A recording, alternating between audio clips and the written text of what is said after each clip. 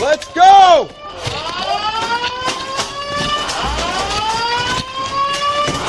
Metro Police! On me, on me! We don't know where he is!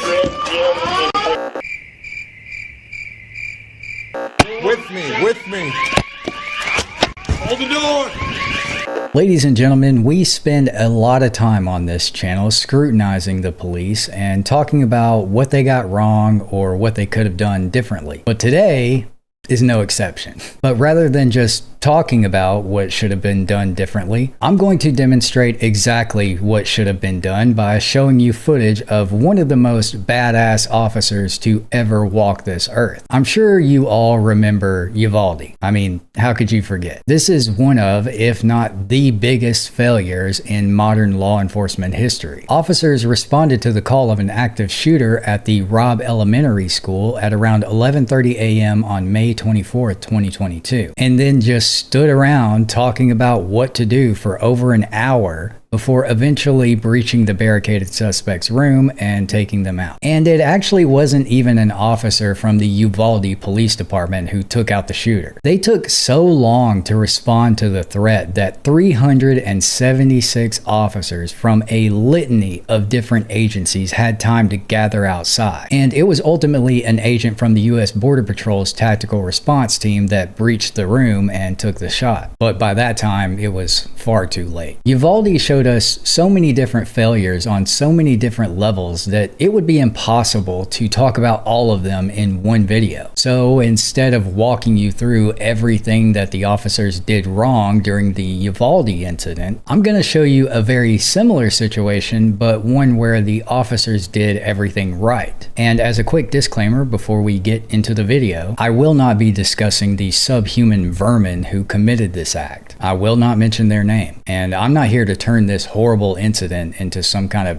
dark, mysterious murder lore. This episode's about one thing, and that's what police response actually means, and why two different departments in the same relative time period showed the public two completely different definitions of it. Nothing more, nothing less. This is Officer Rex Engelbert of the Nashville Metro Police Department. And this man is a hero. About 8 months after the events of Uvalde, on March 27th of 2023, the Nashville Metro Police Department received 911 reports of an active deadly threat at the Covenant School, which is a private Christian elementary school that's located in the Green Hills area of Nashville. Officer Engelbert was on duty and just so happened to be in the area attending to some administrative tasks when the call came through. He wasted no time, and he, along with other officers from the NMPD, arrived on the scene about 6 minutes after the initial call was placed. Now, I'm not going to narrate this whole video because the footage you're about to watch largely speaks for itself, but I am going to briefly chime in here and there to give you some important context that you might not have known otherwise. One thing I want to point out before we let the footage roll is that when Officer Engelbert got out of his patrol car, the only thing he grabbed was his rifle. He didn't waste time waiting for backup. He didn't stop to radio his position. He didn't even put on any additional body armor or tactical gear. He just got his gun and went to work. Kids are all locked down, but we have 2 kids that we don't know where they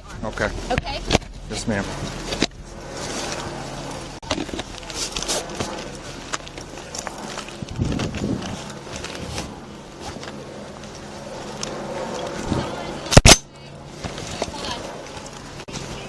Yeah. Into my window, they're upstairs. Hey. Give me 3! In case you didn't catch that, the man standing near the doorway just handed Officer Engelbert a key to the front door that he's about to enter. And I just want to take a moment to shout out these 2 faculty members who didn't run away and stayed to help the officers. And that's all Officer Engelbert needed to start moving. And without a shred of hesitation, he made entry. Let's get 3! All the way down this hall, listen, it's Fellowship Hall. The end of this hall is Fellowship Hall. They just said they heard gunshots down there, and then upstairs are a bunch of kids. Let's go! I need 3! One more! Let's go!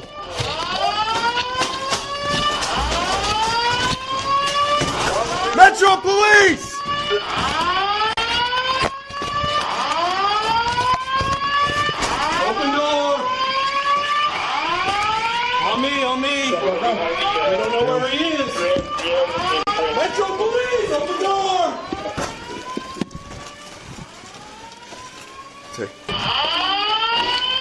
They go second floor.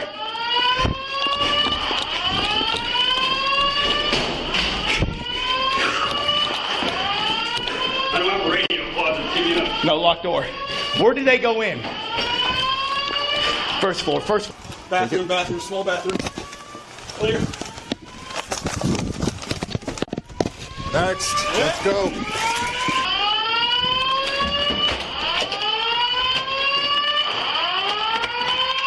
Rifle first. Blue, go. Go.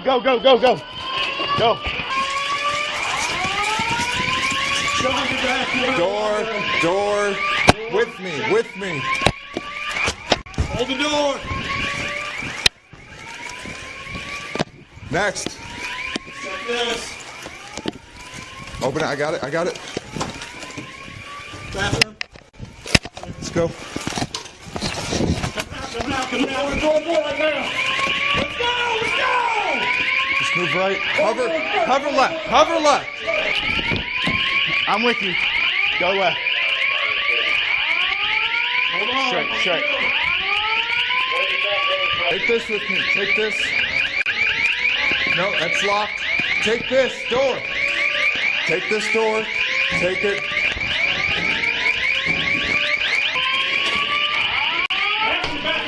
Right here. It's locked. Go.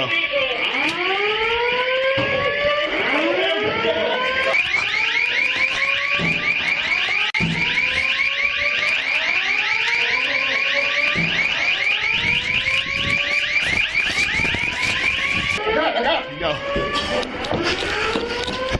I think it's upstairs. It sounds like it's upstairs. Go.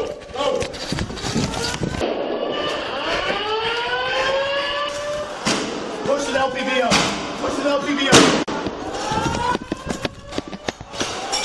Reloading. Officer Engelbert fired 4 shots and eliminated the threat within 4 minutes of arriving on the scene. Like I said before, I didn't want to interrupt the footage with too much commentary because it largely speaks for itself, but the footage can't tell you what Officer Engelbert was feeling and thinking in that moment. However, Officer Engelbert can. And he attended a press conference following the interaction that adds a whole new perspective to what happened that day.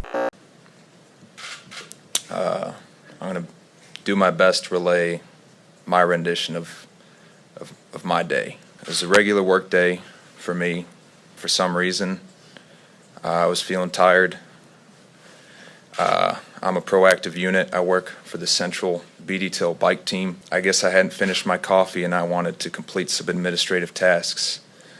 So I wanted to go to the Metro Police Academy. I had some business to attend to there. I really had no business being where I was.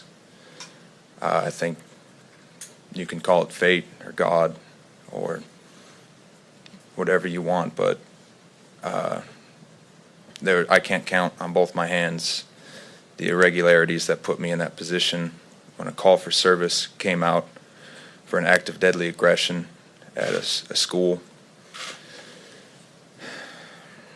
I immediately turned on my lights and sirens, knowing the severity of such a call. Like Sergeant said, it demands ample resources, in which I was available. Like I said, I was tending to myself. I've been to, I don't know how many false act of deadly aggression calls. Something told me it was time to really get to this one. I treat them all the same, but I was driving as safely as I could get my body there. I don't know the area. I needed to put it in GPS. When I arrived, I don't know the layout of the school. Luckily, due to the bravery of 2 staff members, they stayed on scene. They didn't run, and they gave me concise, clear information for me to use to help anyone in danger. The gentleman gave me, like he said, the exact key I needed to enter the building. It was readily apparent I was going to be the one to make entry, and I've been given my training. I know my role, and I made entry with the personnel I had, and luckily I had some. I saw there were patrol units, and I asked for people to join me as I had a key. I was unaware there were any other access points other than the one I had. As the sergeant said, I did not have stimulus at the time. I was intently listening, so we cleared the hallway we had, room by room, until we made it into the lobby. Like he says, I don't work with anyone that was there that day, so we had to use plain speak to understand each other's roles, what we had to do. When I did hear stimulus, I couldn't get to it fast enough. I just looked for the nearest staircase I could find because I could tell it was above my head. Eventually, following the guidance of other officers, I luckily deployed my my rifle, kept walking towards the gun, the sound of gunfire. There was, like Sergeant said, some smoke in the air. It was very similar to the training we receive, the stress inoculus that our training academy had exposed me to before this incident. I definitely wish I had also deployed my rifle caliber rated heavy plates when I found myself at the front of the stack where I found the stimulus or the threat, the second floor of the school.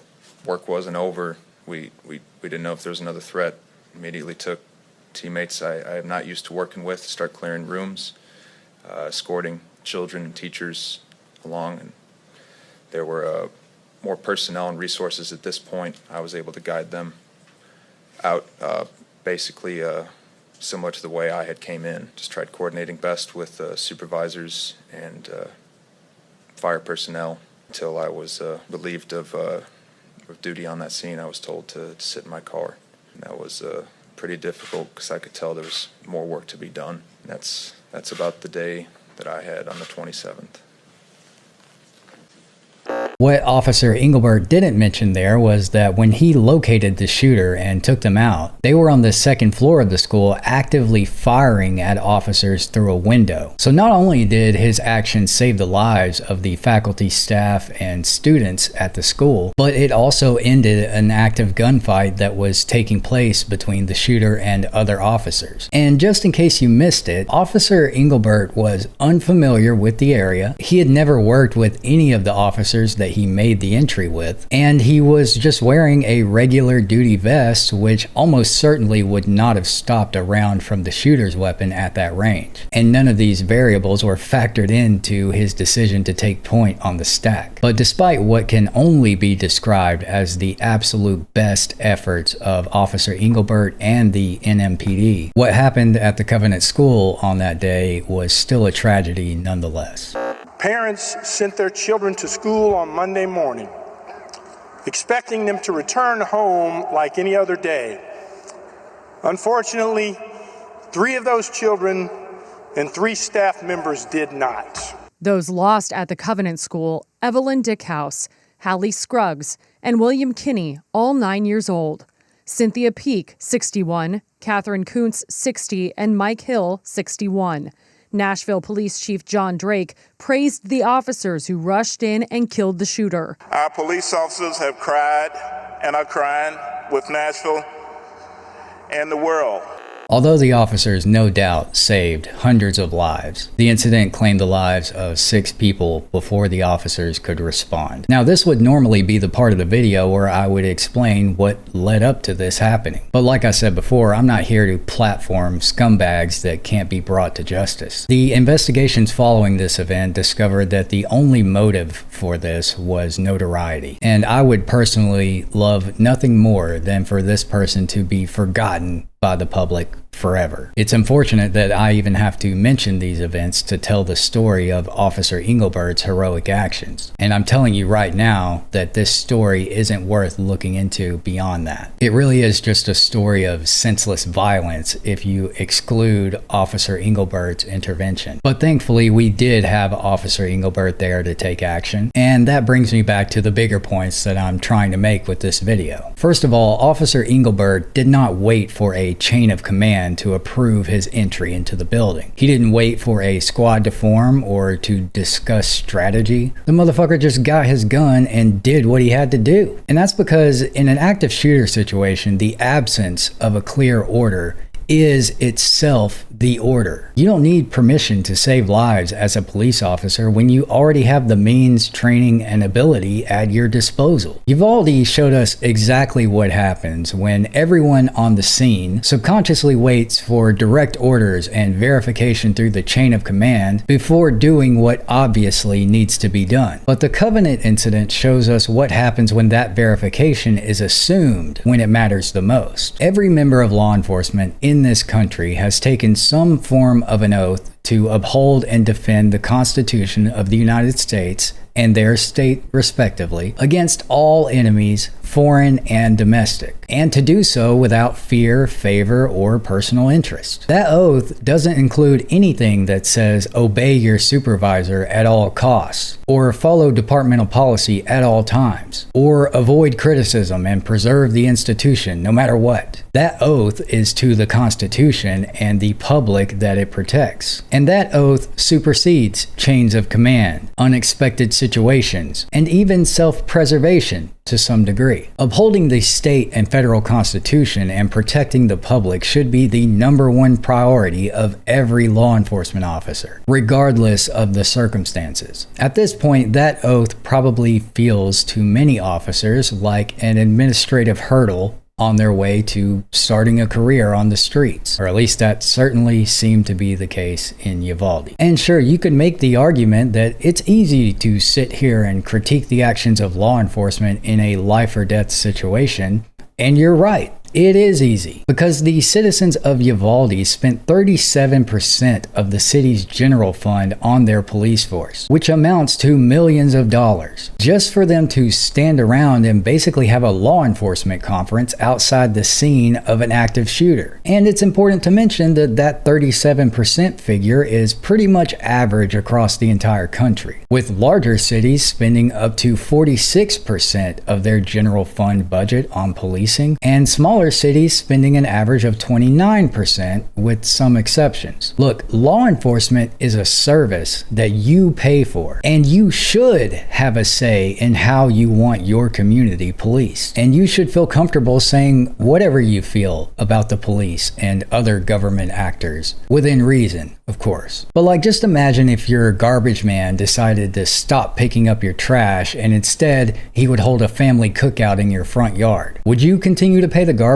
bill if that was the kind of service you were getting? Now, by now you're probably asking yourself, well, how can I do anything about the way my department's being ran? But it's actually a lot more simple than you might think. If you want to change how a department operates, the most effective way to apply pressure is not at the state capitol. It's at the city hall. State law is slow and abstract, and it's almost impossible for the average person to affect change on that level. But department policy is kind of the opposite. It's written locally, approved locally, and enforced locally. You don't need to convince a legislature to act. All you need is a police chief who's willing to put it in writing and a city council who's willing to demand actions. If we want to actually prevent the next critical response failure in our own communities, that's where the fight is. It's not about rewriting statutes. It's about forcing departments to define in plain language what actions members of their department are supposed to take and what happens when an officer violates policy. Now, that doesn't prevent misconduct or change police culture or acknowledge training deficits, but it certainly shapes the way departments interpret and enforce the law, along with all the other nuances that are captured in between. And in my opinion, that is the most effective way to actually make a difference in your community and their policing structure. All right, and the last thing I'll touch on is that there's a moral distinction to be made here that is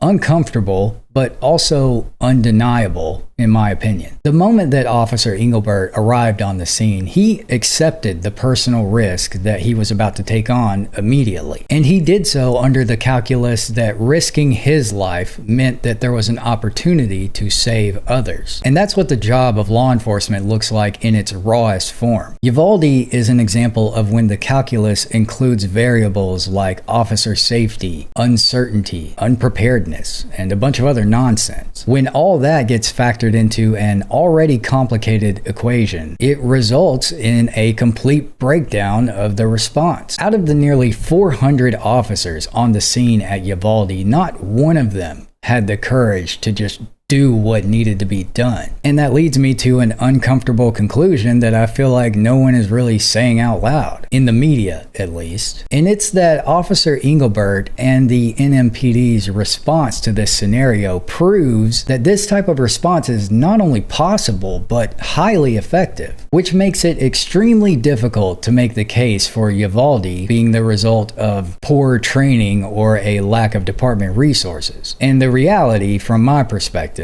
is that a lack of coherent leadership and officer safety priorities are largely to blame. Law enforcement response to an active shooter situation does not hinge on perfect communication or flawless coordination. It hinges on whether or not someone is willing to take ownership in the moment and get moving as soon as the clock starts. That same sense of urgency would have likely saved Johnny Hurley's life from last week's video. If you didn't happen to catch that, which you probably didn't because YouTube shit on that video and not that many people got to see it, but I have it linked below. I'm sure YouTube probably won't like this video very much either, and there's a good chance that this won't be seen by that many people as well. But I sincerely appreciate everyone who made it this far in the video. At this point, I have sort of made the executive decision that I'm just going to talk about whatever I feel like talking about, and if YouTube wants to censor that, then so be it. I recently made a new Facebook account and an X account specifically for this channel, just to help diversify the platforms I'm on in case one decides to axe me. I'd appreciate it if you could take the time to follow me on those other platforms, but no pressure. I understand a lot of people don't use either of those platforms, and I have my qualms with them myself. I'm just trying not to put too many of my eggs in one basket, you know? This investigative content tends to be a little bit heavier